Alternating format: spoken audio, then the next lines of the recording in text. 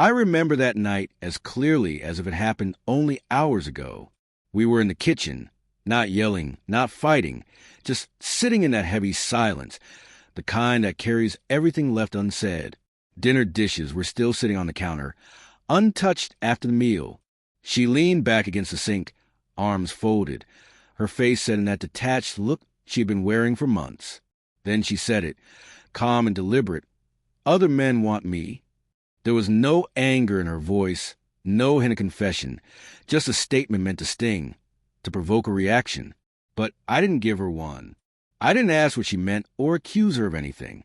I simply stared at her, not as the woman I had loved and lived with for 7 years, but as someone unfamiliar, a stranger who had been sharing my house, my bed, pretending to care while slowly detaching piece by piece, until only a hollow version of us remained.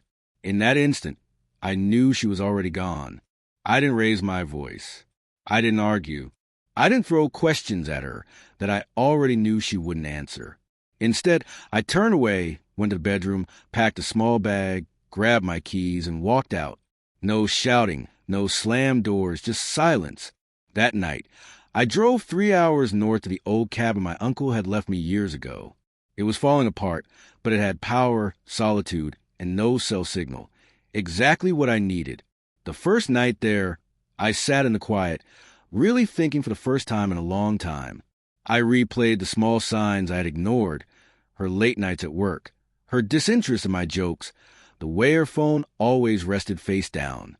I remembered our last anniversary, how I planned everything, poured wine, and tried to celebrate while she half-heartedly responded to old texts, barely present. I kept telling myself she was tired, that her job was draining her.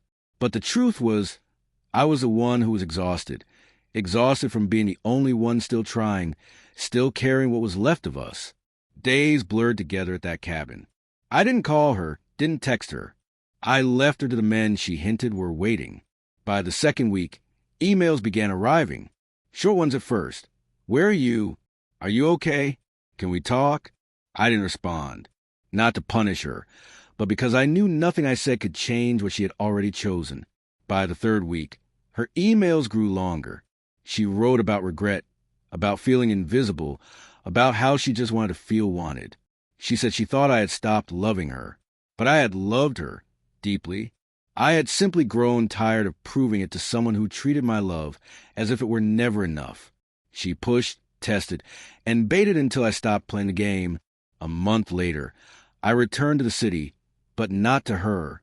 I rented a small apartment and quietly started over. She didn't even know I was back. Weeks passed before I ran into her at a grocery store. She looked thinner, worn out, and lonely. When she saw me, her eyes widened, and for a moment, she looked like she might break. I gave a polite nod and kept walking, but she reached out and touched my arm. "Please," she whispered, "can we talk?" I looked at her the same way I did that night in the kitchen, like a stranger. For the first time, her regret wasn't cloaked in anger or manipulation. It was raw and real. But by then, I had nothing left to give, so I said nothing. I just walked away. She had gotten what she wanted, validation from other men, but what she hadn't expected was losing the one man who had stood beside her long before she ever realized she needed someone. She thought I'd chase, that I'd plead for her to come back. But I didn't, because not every man stays when he's treated as an option. Some of us leave quietly, letting the silence carry the message. She learned the hard truth. Loyalty doesn't demand attention or recognition. It moves quietly, consistently, until it disappears. And once it's gone, the emptiness it leaves behind echoes louder than any words ever could. She wanted to feel desired. And she got that, but in the process, she lost a man who truly loved her,